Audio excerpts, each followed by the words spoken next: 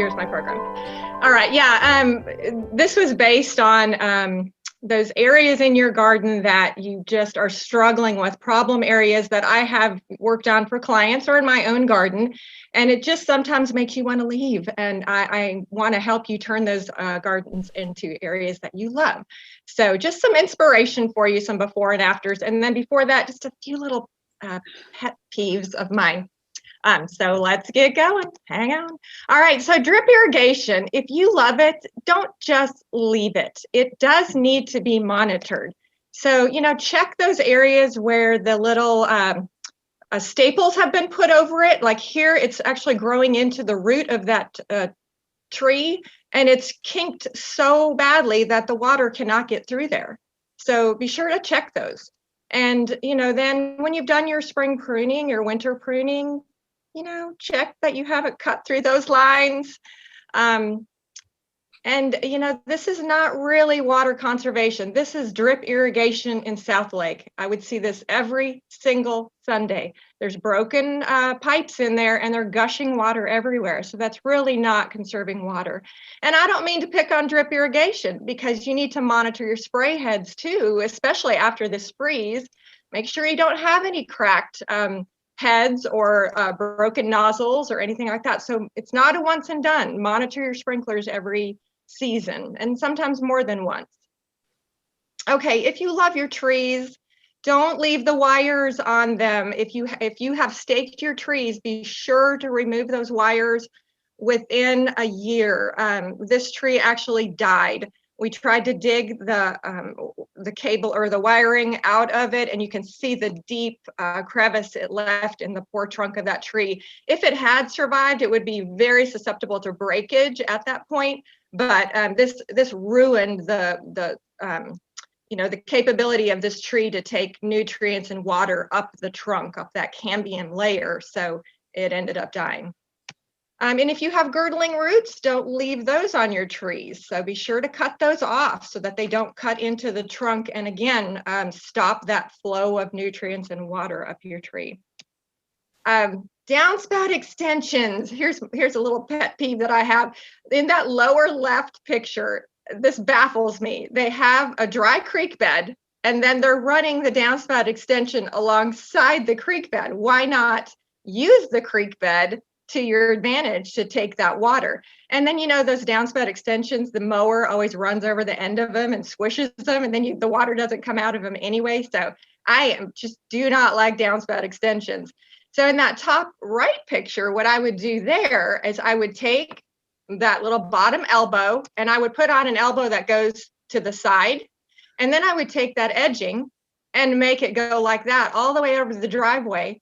And then I would fill this whole area right here with cobblestone. So when the water comes down, it would hit the cobblestone and go out onto the driveway. Because right here, this is a mowing hassle, trying to, weed eat around that little concrete thing every week. So this is what I call a downspout creek bed. You can see the downspout there coming off the corner of the house. Then it hits the cobble and runs on out. And then any residual water will actually seep back into the ground. And ideally right here, you would want some PVC pipe to create holes. So if there is any residual water in there, it can seep through the rock. So that's kind of a little extra for that spot that should have been done. But anyway, then throw some boulders in around it so it looks more like a creek bed, and it just takes care of erosion. That way you're not washing away soil and mulch all of the time. And here's just another picture of a more mature landscape. So you can see the downspouts coming down right by that little corner right there, hits that cobble and runs out onto the lawn. And then you can see the other one over here, right there, peeking around the corner. It hits this cobble and runs on down the sidewalk. So it's just a more attractive and functional look than downspout extensions. Okay, nandinas. Oh, please, please, please don't trim nandinas with a hedge trimmer. So this just makes me crazy. We know that, from our pruning program that properly pruned nandinas, you take 1/3 of the tallest growth every February. granted this year, maybe after the freeze would have been a good time to do it. You take 1/3 of the tallest canes and you cut them to the ground, and that keeps it full and compact. My Nandinas, these are Gulfstreams, they're 23 years old and they look just like that with just a once a year prune. Okay, mushrooms. Yeah, I want to leave the mushrooms, like leave them as in go away. One, high maintenance, dangerous, because you're either going to climb on a ladder to get up there, or expensive that you're going to have to pay somebody to climb on a ladder to get up there and prune that. You can't see out of the window. You can't plant anything underneath of it. So this is what I love, is limbing them up from the bottom. It means removing the bottom branches and then allowing the top to grow out naturally. That way it can produce the berries. If it's a female, it will produce the berries, and that brings in the cedar waxwings every year. We love that. You can plant underneath of it and you can look out the window. So just a much better way to handle that. And it took 3 years to get this plant from mushroom stage to natural. Edging. Another pet peeve. Doesn't matter what kind of edging you're using. If you have Bermuda grass or zoysia grass, it needs to be in the ground. So most of our edging is 4 inches tall. 3 of those inches need to be down in the ground. You can see down here in the lower left, that little spot right there, open invitation for Bermuda to just go right on in, and that's exactly what it's done. It has taken over this bed because it's grown right underneath the edging that's pretty much sitting on top of the ground. So, you weed eat that top edge every week. So you can see when the grass is growing over the edging, you need that barrier in the ground to stop it from growing underneath. Okay, another pet peeve on edging is this skinny little spot of grass here. What is the point of that? Why not get rid of that grass and just let that be bed? And then the other, hang on, I'm having a little glitch here. Oops. Right here where they put edging right next to concrete. To me, the concrete is the edging, and it just creates that skinny little spot in there that you have very few tools that will get the weeds out of that little crack. So why not remove that edging and then just maybe dig a little trench along the concrete so that the mulch has a place to fall down into that crack instead of putting edging in. To me, it's just not necessary. And then easy mowing. This is not easy mowing. You can see these tight corners right here that are almost impossible to mow. The grass won't grow in there. Here's another one. I would be dizzy if I had to mow that snake-looking edging every week. And they probably spent a lot of money on that concrete edging. But you want to think in big terms of big sweeping curves. Sharon Dukeman several years ago gave a program to our club on landscape design. And she used this illustration. You want the shape of your beds to look more like the back of a dolphin than the back of a camel. And I love that. I use that saying all the time to explain to clients how their beds should look. So, I mean, look at the look at this. Oh my goodness. Edging sitting on top of the ground in a crazy shape, and yeah. But big, long, sweeping lines are just more pleasing to the eye and easier to mow. And we have to mow every week, so why not make that the easiest thing you have to do? I will say, if you have St. Augustine, it's fine to use chopped stone, but if you are using Bermuda, it will try to grow through every single crack. So you either need to put a piece of edging in front of that stone border or concrete it in to stop the Bermuda from spreading, because trust me, it will find every single crack. And here's another example, just long sweeping dolphin curves. Okay, another one, crazy little corner right there that you cannot mow in. What we ended up doing here, and there's also a creek bed here to take water, but it ends up the water would come right through here and wash out this corner. You can kind of see that right there. So what we did is we rounded that corner, widened the mouth of the creek bed. So now when the water comes down across the lawn, it can go into this whole area here. And then we added flagstones so that the seating area has a little more stable base to sit on. And white rock, please tell me that this is not coming back in garden vogue. Yeah, I just hope that's a practice I want to leave behind. Don't love it. Another thing that a practice I would like to leave is putting large trees in the parkway, that area between the curb and the sidewalk, especially bald cypress. If you have any say in a new development that you're moving into with the landscape developer or anything, please try to get them to stop doing this practice. It's going to break up the curbing. You will never be able to grow anything underneath of that bald cypress because of the root system is so dense. Also, let's stop the practice of putting these little circles around trees. One, it's holding too much soil up around the trunk. Two, these trunks grow huge and just bust up all that construction. You can see the square around that bald cypress there. That's already been repaired once, and now it's already broken up again. So that's a practice I don't love. Dollarweed, it's very pretty in a pond, and this was actually taken at the Grapevine Botanical Gardens. I was up there on Saturday, and sure enough, there's that dollarweed just looking as pretty as can be, but it is terror in your turf.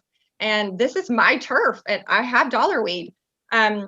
There's a way to get rid of it. You can either hand dig it, which is what I'm doing, or you can use a chemical broadleaf weed killer called with the ingredient 2,4-D. The problem is you can see those shiny waxy leaves. That chemical will just roll off of them. So you need to use some liquid like Dawn or dishwasher liquid soap in with just like a teaspoon in with your mixture to make it adhere to the leaves.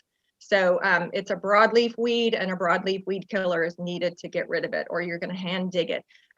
Lowering your water use is helpful because this is a water-loving plant, as you can see growing in that pond. But you know, the years like 2015 through 20, we've had extremely wet springs, so you can turn your sprinkler system off, and the rain is still coming and exacerbating this problem. So it is very difficult to get rid of. Actually, when I was on a garden tour one year, I had this dollarweed growing in my pond. I had more people asking me what that little lily was and wanting some of it. And I said, trust me, you don't want it. So invasive, so invasive. Here's an interesting picture. Do you recognize all of the leaves in here? So this one here, leaves of 5, let it thrive. That is Virginia creeper. But do you see right next to that, leaves of 3, let it be. So we can love the one, but leave that other one, leave it be, don't touch it. And you can also kill that with a broadleaf weed killer as well, but make sure that the label is labeled for poison ivy. There's also Asian jasmine in there, so we have the trifecta of horrible vines. Virginia creeper is actually quite pretty, but it's very aggressive. It's native, very aggressive grower. So just put it where you want it to grow, or you can keep it controlled. Artificial turf, do you love it or do you want to leave it? I've never in a million years would have said that I would like it, but I have a client that has a small yard and they're elderly and they don't want to have to mow it. And I was quite shocked at how good it looks. I mean, they've come a long way with artificial turf. So it looks really pretty, I have to admit. So, you know, if you've got an area in your yard that is way too shady and you just have to have turf, it might be an option. All right, so now let's get to the before and after. I'll show you kind of some troublesome spots or just inspiration. We all kind of need that this year after this freeze. We've got those areas that we're having to redo, and so maybe you'll get some inspiration from these pictures. This is my yard 23 years ago when it was nothing but dirt. And of course, over the years, I've added lots of perennial beds. I think many of you have probably been on tour in my garden. So I keep, you know, it keeps changing. Isn't that gardening? It's never done. It's always evolving. And my backyard was a sloping, nothing but dirt. There were some natural, not native, but trees along the back. There's a drainage easement that runs into Lake Grapevine. So some old cottonwoods, elms, post oaks, cherry laurels were just growing back there naturally. But anyway, over 23 years, I've developed my landscape. And you can see in the bottom of this picture, you can see my red oak leaves just at the bottom of that, or right here at the top of that picture, you can see that. Well, that red oak used to be really tiny and now it has grown, and you can see that now my turf is not wanting to grow anymore. And this is St. Augustine, which is our most shade tolerant. St. Augustine prefers sun, but it will tolerate the least amount of sun. But in this area, as you can see, it's just not enough for it to grow. So I have decided then I'm going to make a bed where the turf won't grow. Why not make another bed? So you can see my orange cord right there where I laid it out, forming the new bed line.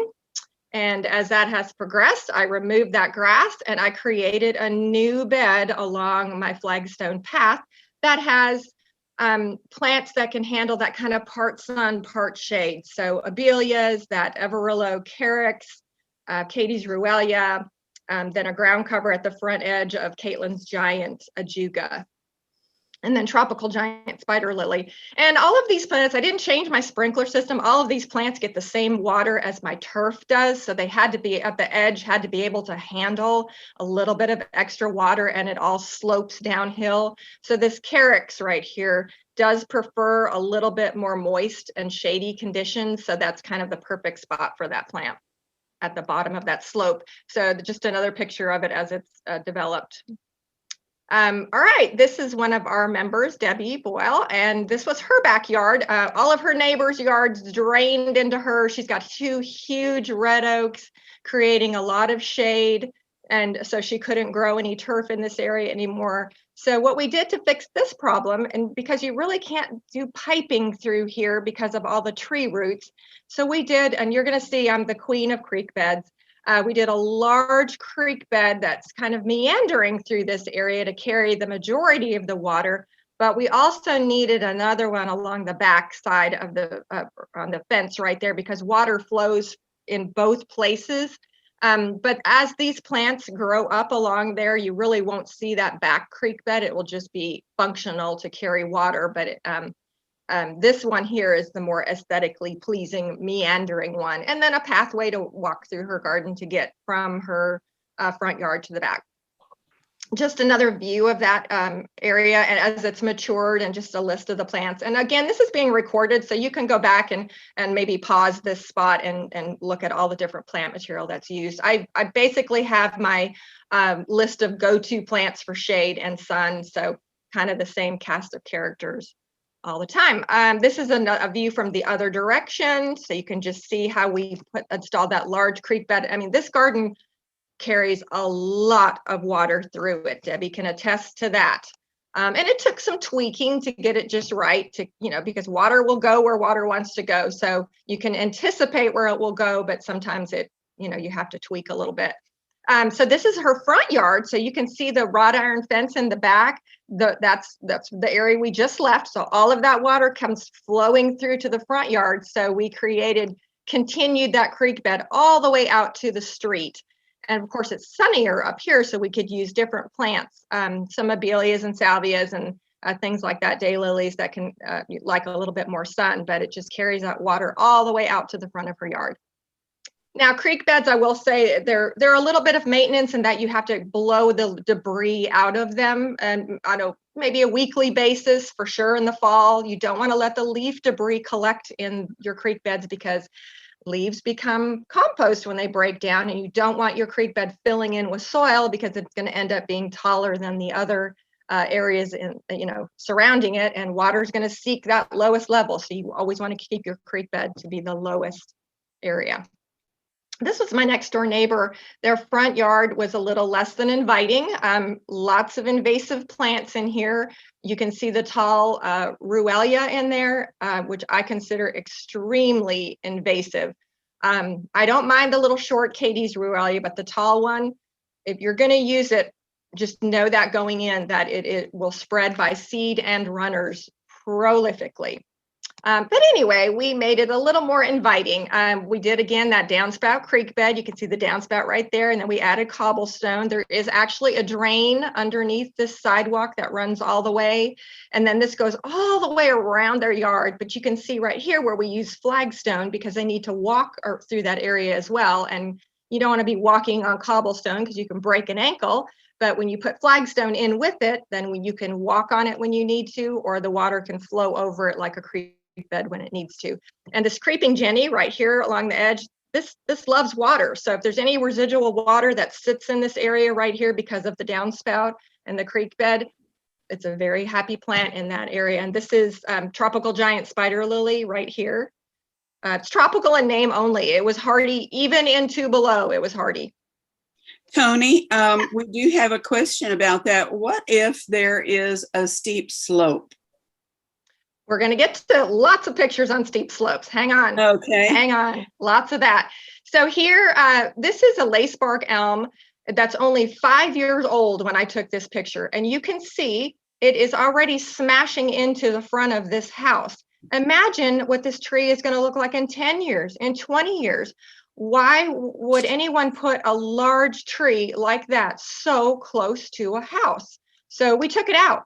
And it opened up the front of the house. Now she gets some light into her windows. Her plants will grow underneath of it. And if you want to replace a plant in that area, I would do something like a small crepe myrtle that would only get maybe 10, 12 feet tall. And there are crepe myrtles that are that small. So be sure to do your research on the variety, but it would add some color up there, and it would be better in better scale with her house and wouldn't dwarf it. So really, again, that right plant, right place, I always preach on that. Research the size of your plant material so you can put it in the right place, because that's kind of disappointing to take a tree out, but it was just going to wreak havoc over the years. So why not get rid of it now than later? So here, the lame lollipops, I'm not, if you like formal gardens, that's fine. I don't mean to pick on you. I just prefer more naturally shaped because it's easier maintenance, and I'm all about easy. So here we took out the lollipops, and then we started forming a bed down the sidewalk. So now she's got this walk of perennial color. She even tells me that she has people come stand on her front sidewalk and take pictures of their, like family pictures. So she meets a lot of people in her front garden with those perennials. This is just a different season here. The other one was summer. This is fall, just showing the progression of that. We're gardeners. We always need more flowers, right? So I have this big old patch of grass in my front yard. I decided to add more flowers. So you can see how I always lay out a hose to kind of get the shape that I want. And then I dig out the grass and plant flowers. So this is 1 year in the fall. So you can see all the fall blooming plants, the asters and the salvias. And then this is how it looks in the summertime with the phlox and the rudbeckia and the cannas. We all have these spots where we started out with sunny beginnings. This was my little 30-gallon red oak when it was planted, and I had this big sunny area underneath, and I thought, well, I'm going to plant a butterfly garden underneath of it. Well, fast forward 20 years, and it's all shade because that red oak has grown huge. So now instead of grass paths, I have flagstone paths interplanted with dwarf mondo. And then I've got some prostrata yew underneath there. And then, of course, I always buy caladiums from the club and add caladiums in for that pop of color in the shade. Okay, so that parkway strip, or the hell strip, they call it, it's just monotonous mowing and lots of weeds. The other section there shows you my neighbors. It's just always full of weeds right there. So why have that when you can have plantings? And Grapevine, you need to check the city that you live in, because there are some cities that won't let you plant in that parkway, but Grapevine doesn't have a problem with it, thankfully. So, but also, be sure and check for any cables or anything that are running through, because a lot of the utilities will run things through those areas. So in my case, we had some cabling that ran right underneath the soil. So what I did was I put cobble and small boulders along the edge to retain some soil, and then I mounded up the middle with compost and planted directly in that, so that I didn't have to get down into that cabling when I was digging. So it's just taking an area that is just a lot of mowing every week and a lot of weeding and making it beautiful for the pollinators and for you. Toni, yes. A quick question about this. Do you happen to have, I came too soon, I think, to ask my question. a list of plants in there. Yes, here's the list of plants. And my requirement in this area that everything had to be under a foot tall, because all of my tall perennials are in the bed behind it. So I didn't want any tall cannas or phlox or anything in that health strip area. I wanted everything to be lower, so that limited my plant material. And here's that listing of plants that I've used in there. And that has changed over the years too. I've used different ornamental grasses in there. Right now I have pine muley in there. I've tried Mexican feather grass. So anyway, everything had to be lower. And sometimes I'll pop some annual color in there. In this particular picture, I have the Cora Cascade periwinkles, because they stay low growing and very, this is one of the sunniest spots in my garden because I'm losing sun, and that strip right out there against the sidewalk is the sunniest. And then I also, if you'll notice along the curbing right there, I added some flagstone. So when people pull up to my curb and they need to get out of their car, they can step on that flagstone instead of stepping on my plant. So think about that as well. Just a difference. This is springtime planting, and you can see the salvias and the dianthus and the four-nerve daisy, the little yellow. And of course, the poppies are in the background, the taller poppies. I have California poppies in the hell strip area, but the somniferum poppies grow in the background there because they're taller.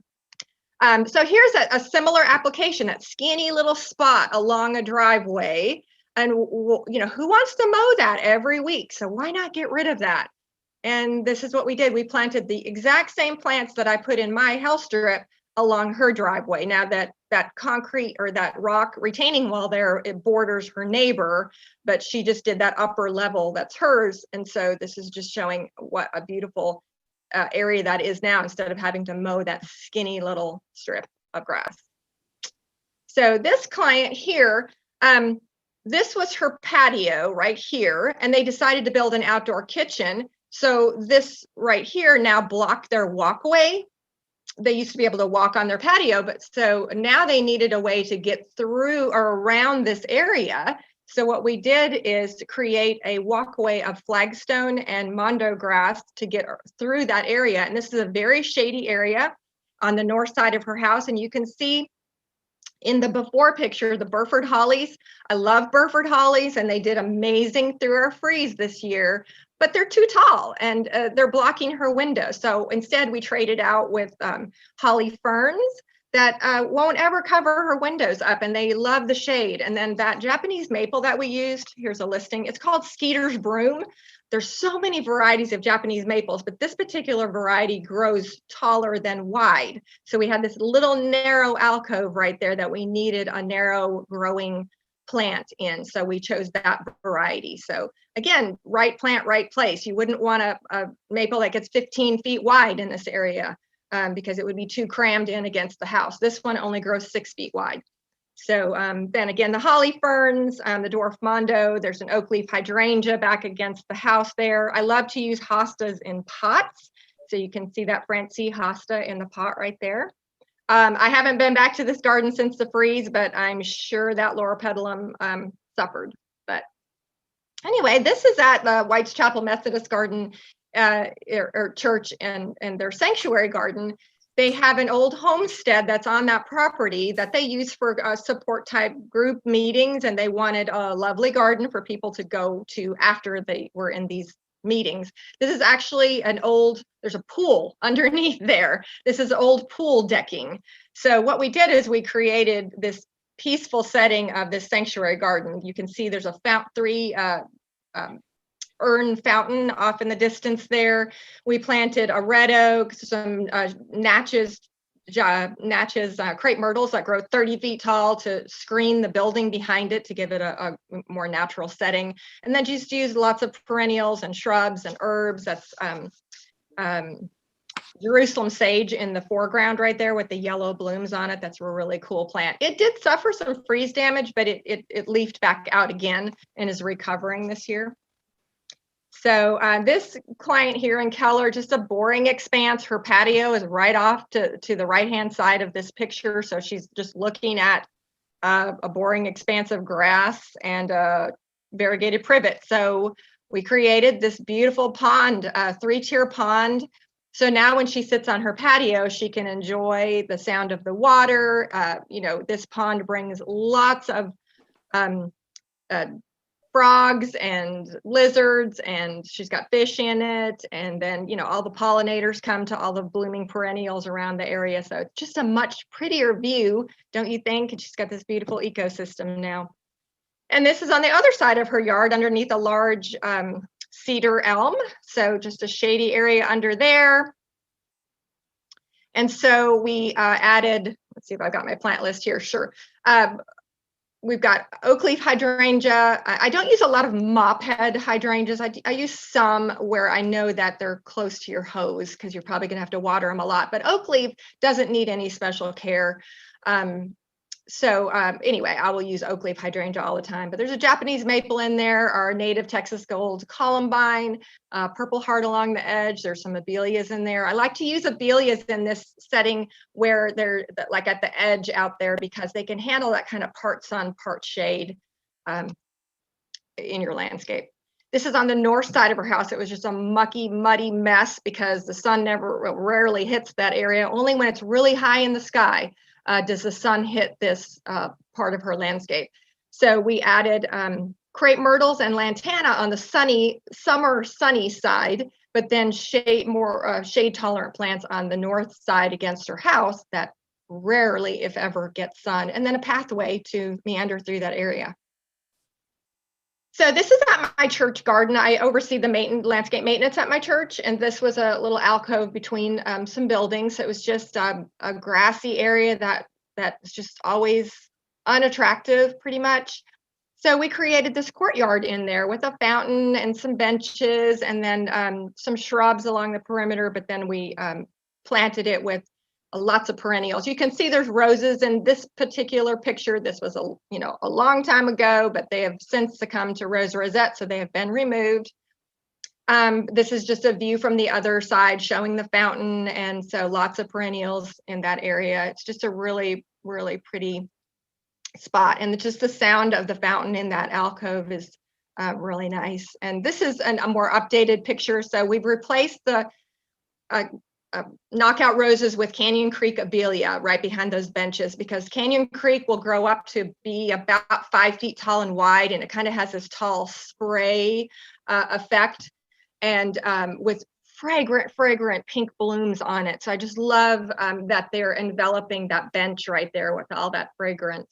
So then just lots of perennials growing. And this is also at my church garden. So this was a problem area to mow on this steep slope. It is almost impossible to mow. So I'm like, all right, how do we fix this problem? So what we did is removed all the grass. And then I had the crew that I work with to do my installations. I had them come in with some very large boulders. And, some of these are 700-pound boulders. And we removed the grass and added boulders along the edge to retain that soil, and then sporadically up the slope we added boulders to just help hold all that soil. And this is southwest exposure, so blazing all day sun. So this is the very first year right after those perennials were planted. And see if I can get my slide to advance here. So this is how it looks this spring, even after the freeze. This is how it looked. This is how it looked last summer as those perennials have grown. This bed is only 2 years old. Next month, it will be 2 years old. And this is how it looked last fall. So isn't that a much prettier view than lawn? And, it doesn't need to be mowed. Yes, it does need to be weeded and deadheaded, but it's just a much more lovely entrance up those steps, and so fragrant. The dianthus this spring when it was blooming, oh my goodness, it was just beautiful. So, I need inspiration too. I had a friend who went up to the Philbrook Museum in Tulsa, Oklahoma, and she sent me these pictures. And I could see that it was a steep slope. I could see that there were some stairs running down it. So all of a sudden my brain starts working. Hey, that's what I could do at my church garden.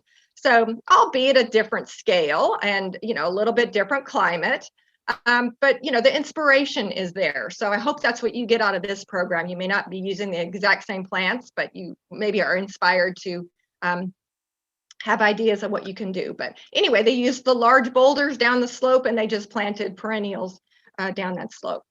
So yeah, this is a client of mine in Colleyville. I call it the path to nowhere. This path just stops at the edge of the bed. There's that rock area out there is actually a hot tub. So you're like, all right, how do you get there? You either walk through the bed or you walk through the lawn and track lawn clippings into your spa. So what we did, and I like to incorporate trees into beds. So you can see right here how they're having to mow around each tree because, well, they put the mulch around each tree. So you can see my orange line there, how I'm incorporating the trees into the bed. So now then we've added large flagstone that you can walk from the house to the spa on flagstone and not be tracking in lawn clippings or mulch into your spa. And then we added shade perennials and shrubs off to the left-hand side, and the right-hand side is a little sunnier, so we added some abelias in there. This is a fairly new planting, so waiting for it to mature. This particular landscape in South Lake, oh my goodness. I mean, you can't even see the front door. It's so crowded. And they've got Burford holly right here. They've got variegated privet, which both, variegated privet, my goodness, will grow 8 feet tall and wide. And below that, they've got Yopon holly. Yopon hollies are great. Burford hollies are great. And privets, but all three of them together in a bed that's only 4 feet wide. Wow, just way too much. And I don't particularly like the placement of that crepe myrtle because it's right smack, right in front of your view to the front door. But it had never been murdered and it had such a pretty shape. I did not have the heart to take it out. So we left it in there. But you can see on the right-hand side, Laura petalum, Yopon holly. I think there's some Indian hawthorns that were in there. I don't know. It's just a juniper, way overcrowded for such a small space. So we removed all of that plant material except for the crepe myrtle. And then we put in more appropriately sized plants. So in that 4 foot wide bed, on the left-hand side, we have kaleidoscope abelia that will grow 4 feet wide. So now they only need to trim them once a year, if that, just give them a little snip. They can grow to their potential. They have fragrant blooms. Back in that alcove, we used another one of those narrow Japanese maples. This one's called Twombly's Red Sentinel. Again, it grows taller than wide. And here's that downspout creek bed again. The water then comes out onto the lawn.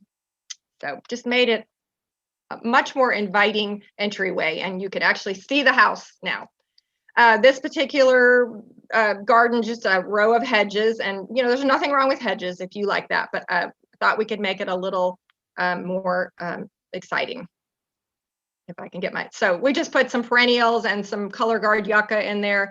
If you plant color guard yucca, just know that it needs to be extremely dry or it's going to rot, and it does send up pups. So it will send up little baby plants here and there. So just know that going in. It's very sharp, very sharp. So at the end of the landscape, you can see at the end of the sidewalk, we even added a bed down there with a vitex. So it just kind of draws your eye when you're coming to their front door. Okay, so this is a landscape in Colleyville. Lots of mature old trees on a very sloping backyard. So they could not grow turf anymore. You can see the erosion. They have a 2-acre lot behind them that also slopes, and all of their water runs into this particular landscape. So it was just an erosion mess. Someone suggested artificial turf to them, which I suppose could have been an option, but I chose creek bed. So this is what we did. We hauled in a lot of rock. I can't even tell you how many tons of rock, 13 tons or something crazy. On cobblestone, and the mouth of this creek bed way up there at the fence is like 10 feet wide because there's so much water coming in from the neighbors up the hill. And so that water then comes down and sweeps across, and then we added boulders here and there to kind of create these planting pockets. So it's not just a trough of water, it actually meanders, screams is more like it through this landscape. So then you can see as it's matured a little bit here, we've added a Japanese maple and the cast iron plants and holly ferns and oak leaf hydrangeas. I have a couple of questions, Toni. Yes. One of them is, when is the best time to prune abelia? In February, when you're doing your other late winter pruning, because it's a summer bloomer. So if you need to prune it, February is the time. Okay. So yeah, and you know, then, some of them don't need any pruning at all. Some of them, like my Rose Creek abelias, I prune them hard in February. I literally take them down to sticks every February and let them come back. And they just have a nice natural shape that way. And I don't have to prune them again. Nice.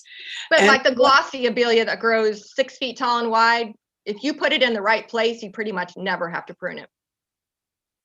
And then another question is, what is the name of the plants used on the home with the north side shade? And I'm not sure. Oh, that's way back. Okay, that's way back. If we have time at the end, I could scoot back to that, or all I can do is encourage you to go back and look at that. I think you're talking about the one where it was a muddy mess, and then it was on the north side. I know there's Clayera in there, which I don't normally use because it really likes more acidic soil than we have, but they already had them in the landscape, so we left them. But there's holly ferns along that side and variegated liriope, and I believe that's it along that north wall. So we'll just go back to that. A couple of other questions. Will cast iron plants come back after they've been pruned to the ground after the freeze? Yes, they will, but they won't be back till May. And I learned that many, many years ago. In the 23 years that I've been in my landscape, I've only had to cut my cast iron completely to the ground twice. Well, I don't remember what year the first year was, but I just cut it all to the ground. I mean, every single stem I cut to the ground. And then it didn't come in February when I do my pruning. It didn't come back. It didn't come back. It didn't come back. And I'm like, oh no, I've killed it. And in May, there it was. So this time, obviously, it froze. I cut it all down, and I just know it's not coming back till May. And I happen to, you know, as I wander through my garden now and as I'm on jobs, I'm starting to see the little spikes starting to come up. So it'll get there. It's just very slow to come back. That's encouraging. It is encouraging, because I will cry with everyone else if we lose cast iron, because I have gobs of it, gobs. And I mean, I would need a warehouse to hold all of the frost cloth if I want to cover all of my cast iron every year. And if you want to cover it, you know, great. It's too much trouble for me. So I just let it go. I didn't protect anything in my garden this year because I wanted to test it. I wanted to know what was going to work and what wasn't, so that I could guide clients on this, because, you know, I gave my garden a test, and cast iron didn't pass. Hopefully it will come May. Hopefully it's going to rebound. And I'm seeing the little spikes coming up right now, but it is always slow to return.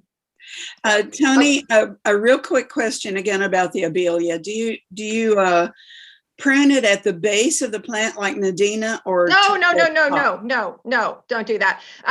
If you have a tall sprig here and there, yes, you can take those tall sprigs and cut them back down into the meat of the plant. I guess you could cut those at the ground, but you don't take 1/3 of the plant. You don't have to do that. Only just the tall, crazy ones you can take back down into the plant. If you just trim them at the top, they're going to fork wherever you cut them. So you want that forking happening down low into the meat of the plant, not up at the top.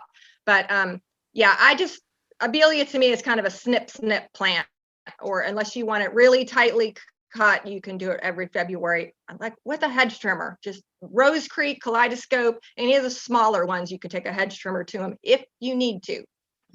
Okay, this is that same client, other side of her yard, post oaks, can't put drains. You can't dig underground drains through here because of all the root systems. So creek beds are what we did. And then they needed a pathway to get through this area. So we did the flagstone pathway with the dwarf mondo. Dwarf mondo is great to use between flagstone. It's very slow growing, so you have to plant it kind of densely. Front yard, you know, again, large trees, couldn't grow grass, so we created a bed, and she wanted a walkway. If I can get my screen to advance. Yeah, this trouble yesterday. Anyway, she has a garage around the back side there. And so she wanted to be able to walk around to the garage to get her supplies and everything. So we created a pathway through that garden so she can come and plant her annuals and do mulching and maintenance through her garden and pull her little garden cart from the garage all the way to the front there. Okay, this is a garden here in Grapevine, and just wanted to reshape the beds to have a little bit more pleasing shape to them. We did this in January and made a big old muddy mess. And then this is how it looks after it had all filled in. There is a creek bed along that back side, a core that goes around the side of the house out to the back of her yard. She backs up to core property. So all that drainage then can go out to the creek that's behind her house.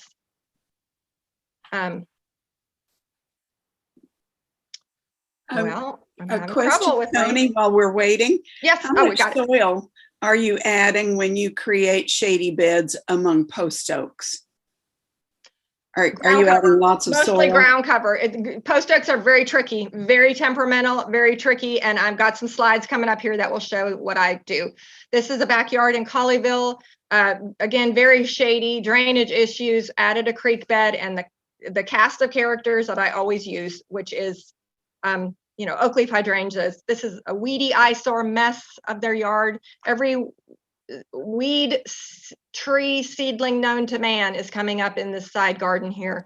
Overgrown shrubs. Oh, I'm so sorry. My computer is now acting up. So we created a walkway through here. If I can get my computer to advance. So you can see the difference there where we added the walkway, and again, those same cast of characters with Japanese maple, oak leaf hydrangeas. There's a fatsia in there that did suffer, but it's coming along. Okay, this was the front yard, very overgrown, overgrown perennials in here. We tidied all of that up. Sorry, y'all. I don't know why this is acting up now.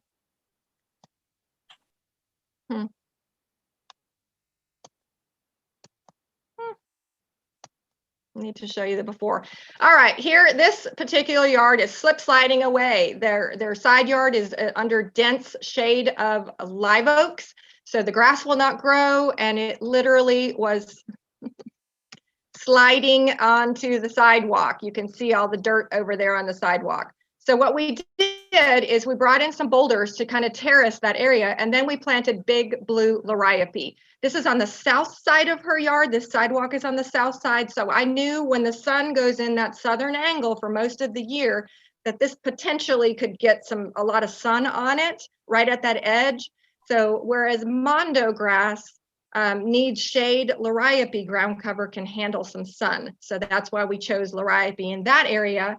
But as we fast forward here, this is the another part of her yard that you can see the turf is not growing anymore. And she had some regular mondo grass growing under that live oak. So what we ended up doing is just expanding that area. We added more of the mondo grass. This is the regular mondo grass. It grows 6 to 8 inches tall. And then we added some boulders and we added some ferns, and you can see her little seating area back there. This is the opposite direction. So you can see where the old mondo was and where we added mondo to expand that shaded area there. And then we created a walkway to get through this area. On the right side of that bed is Asian jasmine that's been growing there for 30 years. And I wasn't going to try to get rid of that, but I didn't want to expand it. So we put that walkway to say, this is a stopping point for Asian jasmine, and then mondo grass is on the opposite side. But this walkway goes all the way around her house. And she said it's so fun when her grandkids come because they can literally run around the whole perimeter. All right, here's that shady slope under post oaks. So, could not grow grass. It just was washing down the hill. So what we ended up doing, I can get my slides to advance, is we added cobblestone up top to slow that water coming down. And then we added cast iron, and I think there's a red bud in there, and there's some columbine. This is fairly new planting. And then of course that tall mondo grass. So this is as it's matured. You can see the cast iron plants there. You can see the mondo grass maturing and filling in.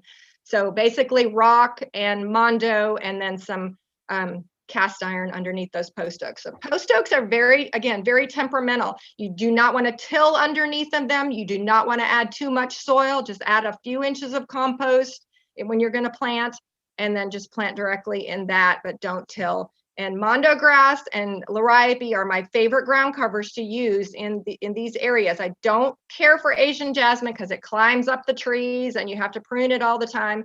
But mondo almost never has to be dealt with. And liriope, you just cut it back with a weed eater once a year and you don't have to touch it again. So this is at my church garden where we had, again, underneath a large live oak. It does get a little bit of west sun here, very, very late in the day. But you can see the sidewalk there. The water was eroding that whole area. It had sunk down at probably a foot. It was an ankle breaker when you walk down that sidewalk.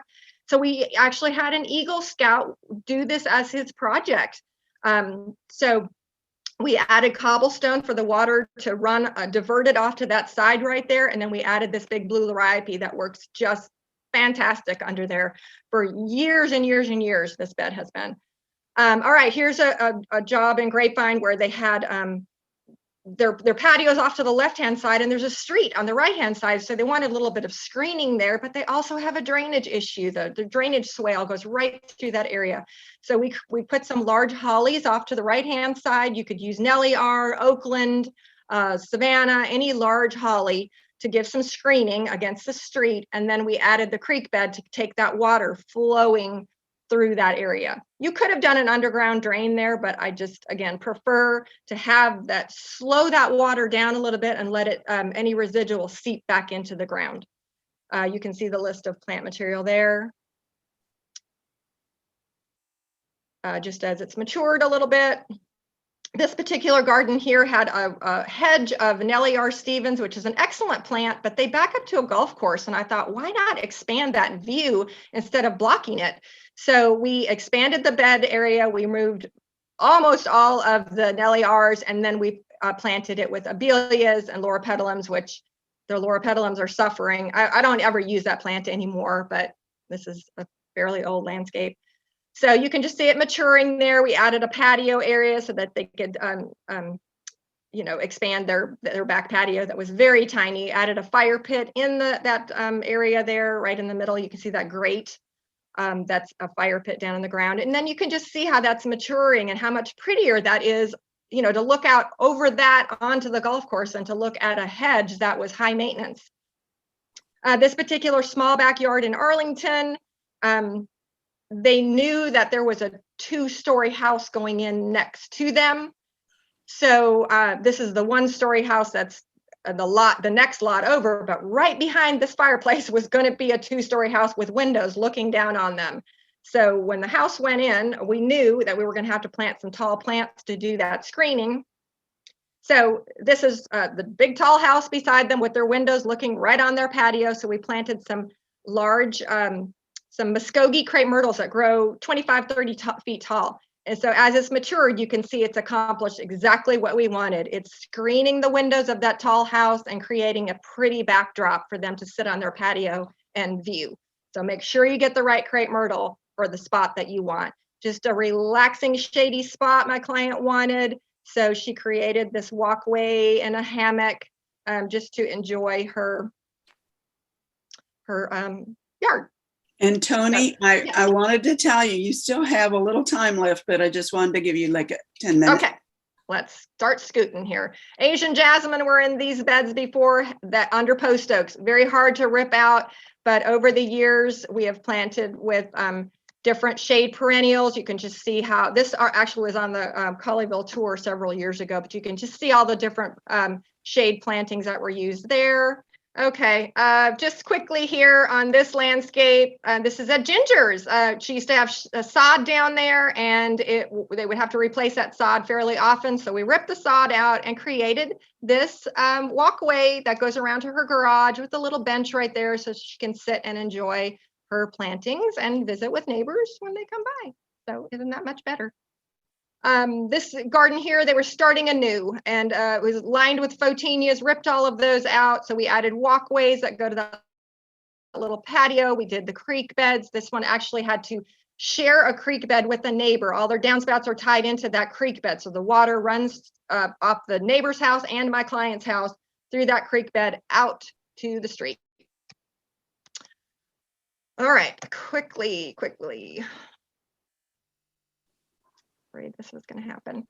This is just showing the backyard. You can see the weedy mess that they had before, and then you can see how we added larger flagstone walkways through that area. They actually have a really interesting plant here called Chinese ground orchid that the old homeowner had and probably didn't know what a great plant that they had. So we salvaged that from the old landscape and added it back into the new. This here, just a 30-year-old landscape, just boring steps going down to the mailbox. So we added some beds going along the sidewalk. Bear with me, sorry. So we added steps or beds going down the sidewalk. And that's how it looks as it's maturing. They have a little fountain up at the top and a little bench up at the top. So when they sit up there, they can look at this beautiful landscape then going down to their mailbox.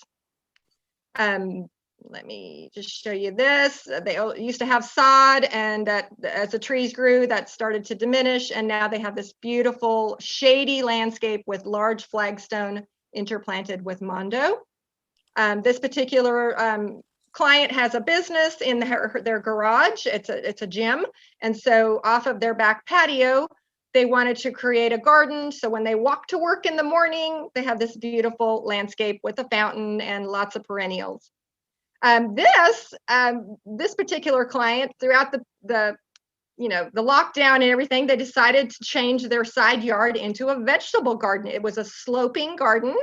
So what we did was added tiering with chopped stone, and then decomposed granite for pathways, and then added these garden beds. So now their whole back yard on one side has gone from being this slopey patch of grass that was used for nothing, and it's now a very productive area. It's got southwest exposure, so it's like the perfect lighting for a vegetable garden.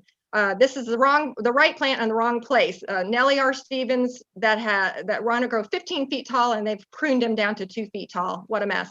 So we changed it to a much more appropriately sized landscaping and pulled the bed out so it has a little more shape to it. So here you can see how it's matured in just 1 year to her spring color in there.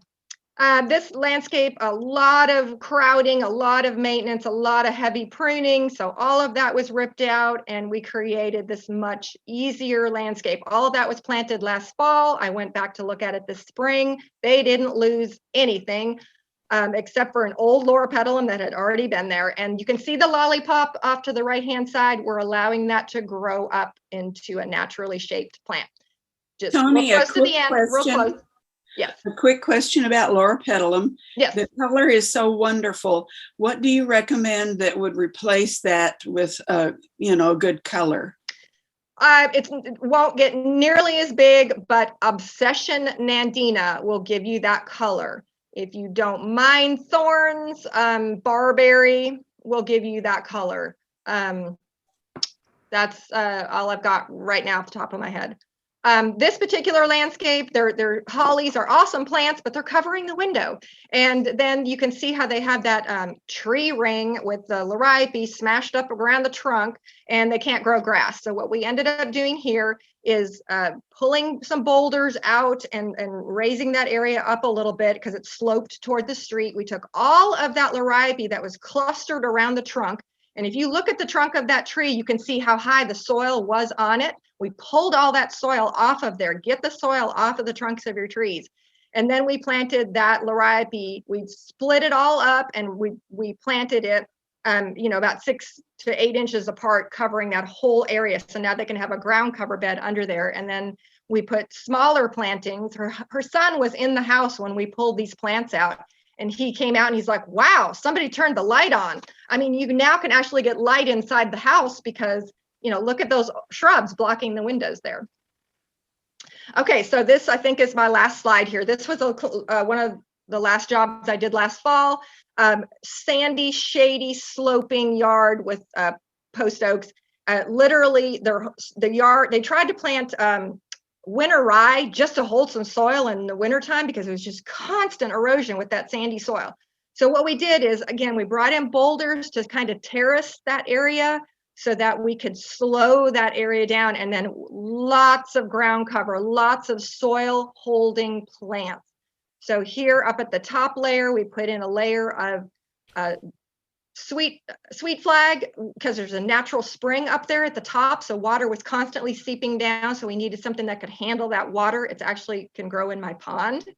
Then we put a layer of mondo grass in there. Then we have the boulders. Then we stair step down with that, with holly fern and cast iron, and then that Everillo carex, and then another layer of mondo grass in front of that.